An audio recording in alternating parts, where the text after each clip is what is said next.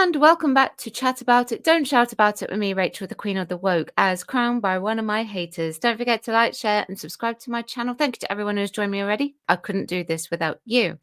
All right, so you've seen the title. Harry Potter is doomed. How is it doomed? Yes, I am talking about the new TV series for HBO. I found an opinion piece in The Independent, and it is just an opinion piece, but we'll get to that a little bit later. So make sure that you actually stick around until towards the end of the video where we'll address what was said in that article, because I have a couple of things that I need to address first. And it is to do with the series. First of all, I'm going to address a tweet, and then we'll take a look at the casting call, and then we'll get to the article that I have already talked about, which questions whether or not Harry Potter, the new HBO series, is doomed. So there was a rumor, and I'm going to say this rumor going around, okay? And I would seriously take this with a pinch of salt, because I think this, in my opinion, is lack of knowledge of how the entertainment industry works. Rumor has it they're struggling to cast the leads in the HBO Harry Potter series. I hear they're about to do an open call auditions because they can't secure child actors over J.K. Rowling's views. Okay, let's address that first of all. Why would children of the ages between 9 to 11 be concerned about the views of J.K. Rowling? They are children, so they shouldn't have any concerns at all. It doesn't matter what I think about J.K. Rowling. I'm more interested in having child actors who can act. If you think that open casting calls for children is a rarity in this industry, then you're kidding yourself. They are actually quite popular, particularly when you will be looking for children that need to actually last in a series for more than one series. So they will want these children to be in it for at least 2, maybe 3 series. So you're looking at books 1 to 3. They will require children to be able to grow into roles, and the children's playing ages are very, very small. What I mean by playing ages is that 9 to 11, 12 to 15, 6 to 8. They're very, very small age gaps because children grow so quickly. Now, they put out an open casting call because they need a wide array of children to actually apply. And we do actually have children's spotlight for child actors, but there are not a big majority of those actors on there. Now, guaranteed, children from Spotlight will have been submitted for these roles, but they also need a bit of a broader scope. Remember, Rupert Grint heard about the role of Ron Weasley being an open audition from Newsround, and that's how he got it. So with children, I do not expect any views whatsoever, because, to be honest with you, why are you talking about things like gender identity and trans with children anyway? Yes, gender identity, trans people, they are around us. Children will ask questions about it, but they will have virtually no opinion about it. There was a retweet of this particular tweet, and it says, "Can confirm that this is the prevailing gossip in the industry. I heard a couple of months ago that they were really struggling to get meetings with agents and actors for some of the Hogwarts teachers' roles because JK has so obviously gone off the mental deep end and is a PR liability."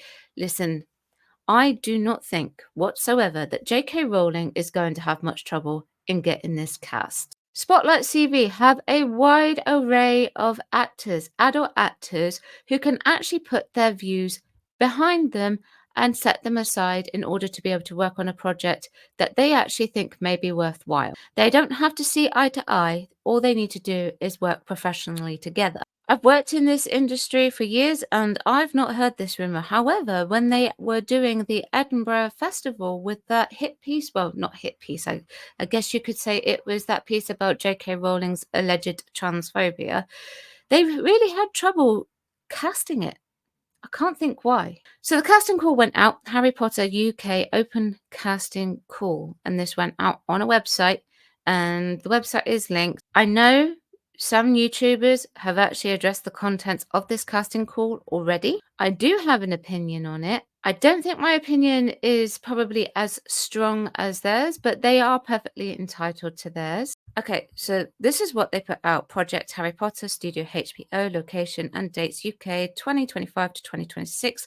Submissions deadline 31st of October 2024. We are currently only able to consider children who are aged 9 to 11 in April 2025 and a resident of the UK or Ireland. Please only apply if you meet the brief. So they're keeping it set in the UK. They're not going to be Americanizing any of the students or anything like that, which is great. And there you can see Harry Potter, Hermione Granger, Ron Weasley. And then you can see submit as talent and submit as representative. So, but above that, you can see that they have an equality agreement. Now, I think this is put on there because this is an open casting call.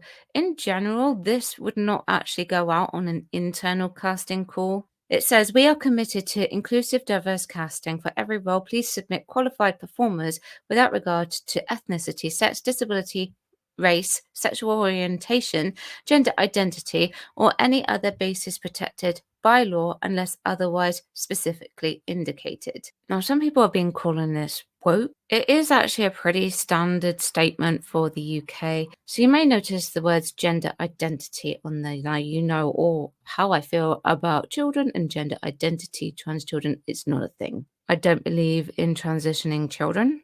I believe children should be children. Now, I did do a bit of digging with the gender identity bit, and I found that the only thing that is omitted from the equality for children, the discrimination is actually their age. Age is not factored into it when it comes to discriminating children. Why? Because they're below the age of 18. Does that make it doomed? I couldn't say at this stage. Now, with regards to ethnicity, we have several different characters within the book anyway that are from different ethnic backgrounds. So they will be represented because guaranteed if you don't represent them correctly, then there will be a meltdown. So they will be represented correctly. Now, we know Daniel Radcliffe, Emma Watson, and Rupert Grint, they're all white, but I think there is a good chance that they may, and I say this loosely, race swap one of them. Now, I don't think that will be Ron because he's redhead and it gets flushed. It might even be him, actually. You never know. You know what they think of redheads nowadays. But because, he goes all flushed and things like that, I think that's a very common trait with his character and his entire family. So I don't see the reason why they would. Harry, I don't think they will. It will be Hermione that they will swap, so to speak, because they did that for the stage performance. So they may very well do it here. Did it have an impact on the story? No. Did it have an impact on my vision of Hermione? Yes. Does it mean to say that I won't watch this series? I will probably watch this series because I like Harry Potter more. But yes, this could mean that we get like anyone. And I'm hoping that they're not going to put this first. I'm hoping they're going to put talent first. That's what I would rather. But it's all shaky ground when they start putting this first over talent. So I mentioned that there was an opinion piece on the Harry Potter reboot. Ryan Coogan believes that it's doomed from the start. The company recently put out an open casting call for the roles of Harry, Ron, and Hermione, and while I'm sure that pushy parents the world over are ready to experience the ultimate vicarious theatre kid high, I have terrible news for them.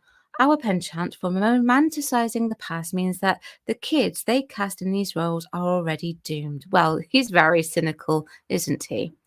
Well, the franchise hasn't really aged the best. That's in your opinion. For reasons we don't have to get into here. I wonder what reasons those could be. It couldn't be anything to do with J.K. Rowling's opinions, because the books themselves aren't really that dated, to be honest with you. Now, for some people, the original adaptations of the Harry Potter books are sacrosanct. The films are very good, 100%. I do like the films, but they're not sacrosanct for me. And the reason why they're not is because I actually find that they have taken out a lot of the depth to the actual books themselves. So much content was missed out. So many important points was missed out. And I think that doing an actual TV series that breaks it down into a long series will actually give it what it deserves. This reboot, by contrast, is already starting on the back foot. Several stars of the original series have distanced themselves from the project, and a few have distanced themselves from the franchise altogether, speaking out against J.K. Rowling's views on transgender people. Oh, okay. So this is what this is truly about, this opinion piece. At the end of the day, I actually think that you should be able to sit down and discuss things and accept other people's differences in opinion and their right to hold those opinions. And I actually am really sad that it's ended that way for them. Warner Brothers Discovery, the company producing the series, has found itself in dire financial straits, with shares falling 70% in the past 2 years. The company has also drawn the ire of both consumers and creatives by shelving anticipated projects such as Batgirl. Yeah, Batgirl was a great choice. And Coyote, I think that is, versus Acme. I don't know what that is. After they had already been completed and ready to release. I actually think, though, Warner Brothers in that sense probably made a good decision, because the reason why they would have shelved it before they released it is so they could write it off as a bad tax break, essentially, in my opinion. That's just my opinion, because if it was bad, what's the point in releasing it when no one's going to watch it? If you all think that sounds like the perfect recipe for a boycott from the socially conscious left, you'd be wrong, because there's a good chance their ideological opponents will be swearing off a trip to Hogwarts right along with them. The casting call says it will consider for every role qualified performers without regard to ethnicity, sex, disability, race, sexual orientation, gender identity, or any other basis protected by law unless otherwise specifically indicated. Does that mean we will finally get the black, disabled, LGBT plus Ron Weasley of my wildest Tumblr dreams? Probably not. But the series isn't expected to release until 2026, which gives the anti-woke brigade plenty of time to do their favorite thing, get mad about something that probably isn't even happened. Listen, I will have to say this. Okay, J.K. Rowling has a lot of money. She can make it happen without even having Warner Brothers to invest in it. As the faces of this new series, these kids are going to have to deal with every parasocial interaction from an entitled fan base, every screeching millennial accusation that they aren't as good as their predecessors, and every culture war nightmare that comes their way. I wish I could say the fans are better off than all those, but if the constant harassment of Star Wars and Marvel actors tell us anything, it's just that we can't have nice things. Now, here's the thing. There's no receipts that these actors have actually received harassment. None of them have actually shown that to us. That is just pure hearsay. And I sometimes find that in many respects, with what's going on nowadays, the kids are more adult than the adults. And if those 9 to 11-year-olds are actually then subject to parasocial interaction, as this person is saying, from an entitled fan base, which is really massive, like as big as the Star Wars fan base, then that's on the parents for letting their children online. Does that mean that people are going to come for the child actors? Unlikely. All that being said, I really do wish them all the best after ripping them to shreds. I remember when the original trio were announced way back in August 2000 and being immediately suspicious that the actors wouldn't live up to the versions of the characters I built up in my head. I was 10. Give me a break. Can I ask what other 10-year-old child would have thought that at the time? I didn't think that, because I was excited that the film was being made. They assuaged those fears almost immediately. That's the original actors, and went on to have the kinds of careers that keep Disney kids up at night. Far from being another Hollywood casualty, they defied expectations and used their platforms to speak out against intolerance and support worthy causes. Yes, they may have done that, but they actually haven't been, in my opinion, particularly tolerant of other people's views. And I'm talking about a certain author involved with this project. Of all the magic this reboot is going to try and recapture from the original films, that's the thing I hope they get right most of all. The world doesn't need another Harry Potter adaptation, but it could use another Daniel Radcliffe, Rupert Grint, and Emma Watson. And that just proves in that one statement that the mysterious movie star is officially dead. So, do I think that Harry Potter is doomed? Well, I think the franchise, it really is way too big to actually call that from now. And so long as they don't push DEI to the forefront and make it all about DEI, I think they will be absolutely fine. And the writing has to be top notch.